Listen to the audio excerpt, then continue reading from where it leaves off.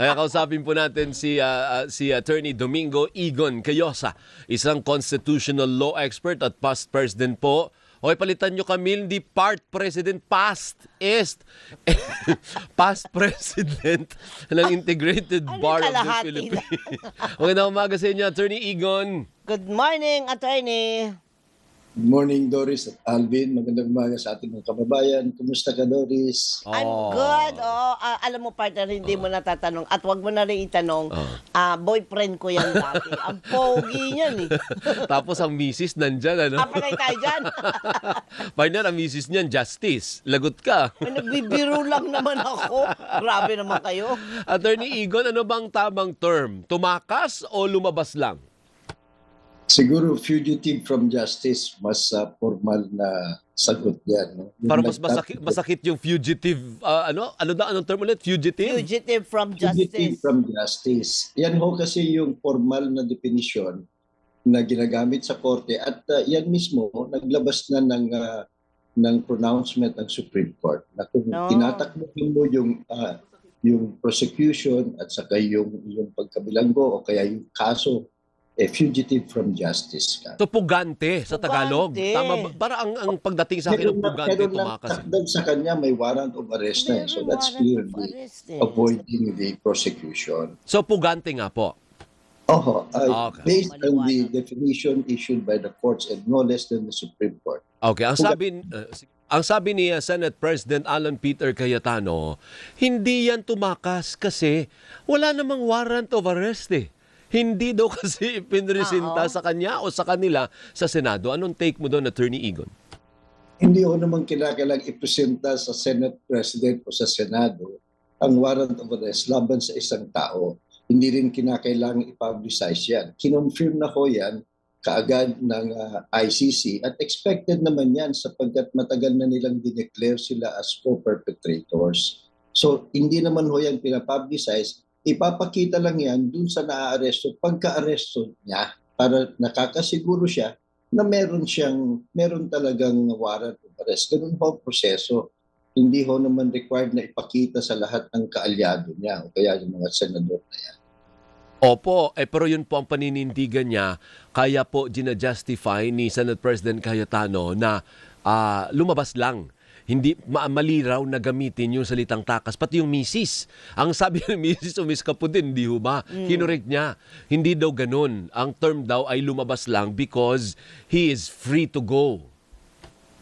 Well, kasama yan sa freedom of expression. Maaari kahit sino kung ano-anong interpretasyon sa atin lamang po at sinasabi lang natin kung anong sinasabi ng batas.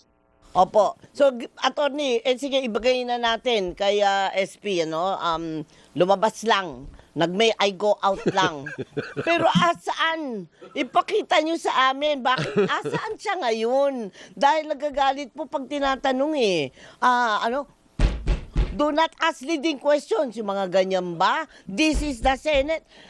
Wala naman silang, ang tawag mo doon, attorney, body of proof of eclat, yung ganon? Well, tama ho yung punto nyo. Hindi dahil Senate President sila o Senador sila, di ba nag-issue sila kunwari ng resolution putting him under Senate protective custody. So ibig sabihin yan, hawak nyo siya, responsibilidad nyo. Ngayon na wala sa inyo, di ba dapat mag-explain kayo sa taong bayan?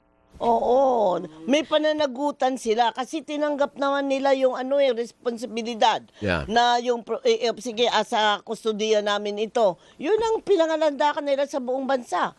Pero ngayon, lumabas, tumakas, umis ka po, pugante siya equals na asaan? Asaan ngayon? Hindi na malaman kung nasaan. Hindi na malaman kasi nga, remember, may warrant of arrest. Yeah. So who should take the responsibility then? Ngayon na wala na sa mata natin, wala na po sa kustodiyan ng Senado, si Senator Bato, Attorney Igon, who should take the blame or the responsibility for this? Well, the Senate should explain to the people paano siya nawala sa kanilang protective custody. Sila ho mismo nagsabi niyan. Kinukup nila siya sa kanilang building kahit hindi dapat. At ngayon biglang nawala. Nagkaroon ng konting drama tinutukan doon na mukhang gawa-gawa lang naman pala, and then nawala na siya. Eh di ba, where is their sense of responsibility? Hindi ho maganda yung attitude ng sino man sa gobyerno na gagawa kayo ng isang bagay at tinatanong kayo, don't ask me that question. Where is transparency? Where is accountability? That is very clear in our Constitution. We have to remind our public servants that they have this legal responsibility. So at the very least, they should explain. Kung meron kayong matinong ekspresyon, edi sabihin nyo. Pero hindi ho pwedeng sabihin, don't ask me that question. Maging sino ka man sa gobyerno, you remain accountable to the Filipino people.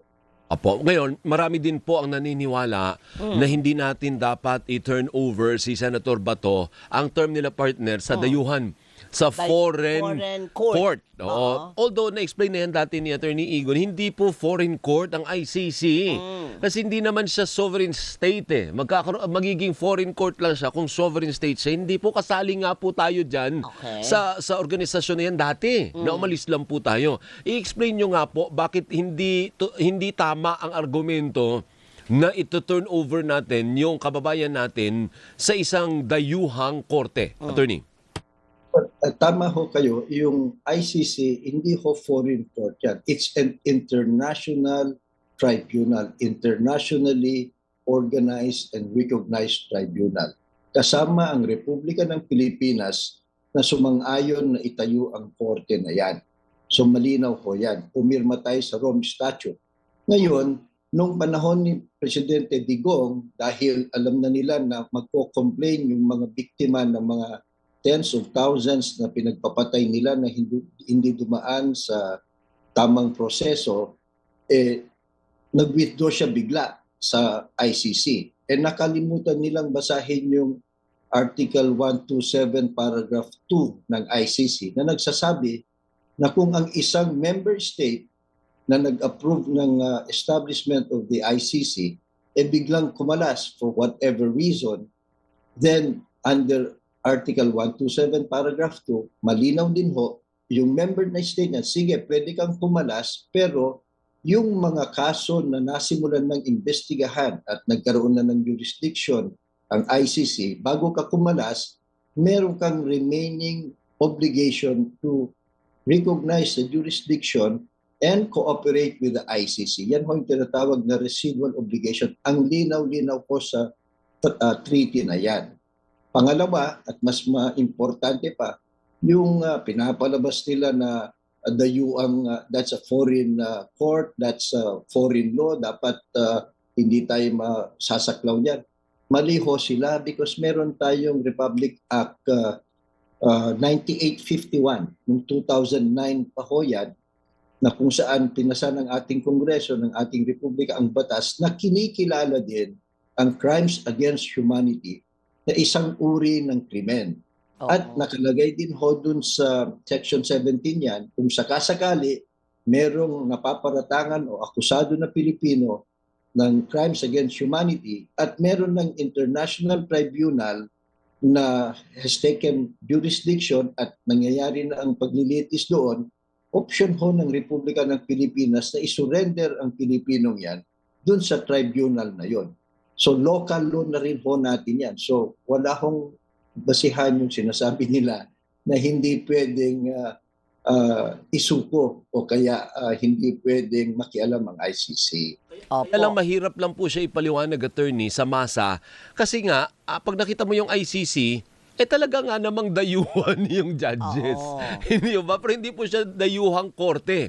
It's a creation of countries. Kasali na po ng Pilipinas dati, kaya lang tumiwalag tayo. Kaya lang may years na kasali tayo na pwede nilang maimbestigahan. Doon naman nagsimula. Kung wala namang extrajudicial killings at wala namang war on drugs, hindi wala tayong pinag-uusapang kaso ngayon. Correct. Doon naman nagsimula yun lahat, hindi ho ba? Ano po? So mahirap siya ipaliwanag na hindi yan foreign court. Kasi ang judges, foreigner. But it doesn't make it a foreign court kung foreigner ang justices. Tama ba, Attorney Egon? As a matter of fact, meron din hong ilang mga Pilipino na naging hukom na dyan. Ayun, si Pangalanan. Pangalangan. Siguro alam mo, mas maintindihan taong bayan, gawin kong halimbawa. Di ba lahat tayo tuwang-tuwa na nanalo tayo sa UNCLOS Tribunal? dun sa West Philippine Sea. Tinalo natin ang China dyan. Mm-mm. Dumulog tayo dyan. Yung UNCLOS Tribunal, kagare din ho yan nung ICC. Mm. Bakit selective ang ating sinasabi na ngayon ng Senate President at iba pang mga kakampi ni Bato de la Rosa? Nakakalungkot lang ho kasi nga they are appealing to the uninformed sentiments ng ibang kababayan natin. Kaya maganda yung ginagawa nyo na patiently we explain kung anong ibig sabihin nito para ho hindi mabudol-budol ng taong bayan. Opo. At Sige saka, mahirap talaga intindihin, partner. Umpisa pa lang international. Yeah. So, sinasabi na, sinasaklaw ang ating soberanya, yung mga ganyan. Actually, hindi siya issue ng soberanya. Walang kinalaman sa soberanya, attorney. Kasi may batas na nga patungkol dun, di ba? May RA na nga patungkol dyan. Kaya nga. Batasan natin at alalahanin ho ng nating lahat. Ang nag-complain ho doon ay hindi banyaga, hindi dayuhan, kapwa Pilipino natin. Correct. Mga kapamilya ng mga napakaraming biktima ng extrajudicial killing. Ang ibig ko sabihin ng extrajudicial killing, murder. Yung bang pinagpapatay na lang sila dahil suspect sila, hindi na sila nabigyan ng katarungan at due process, hindi na sila naimbestigahan, hindi na sila nalitis, hindi na nahusgahan, pinagpapatay na lang. Yun ho yung krimen. At dahil malawakan at systemic, it is a crime against humanity. It is a crime in our country under our local laws. It is a crime all over the world. Yun ho ibig sabihin yan. At Okay. ang court ay ICC. Sige pa. Thank you, attorney, ha. Maraming salamat. Naubusan po tayong oras. Sayang, naubusan Thank you tayong po. oras. Mabuhay po kayo, attorney. Thank you, attorney. Salamat, magandang umaga po. Magandang umaga po si Salamat. Attorney Ingat Domingo Igon Goyosa, isang law expert at dating presidente ng Integrated Bar of the Philippines. Bago ako magbabay, naku, overtime.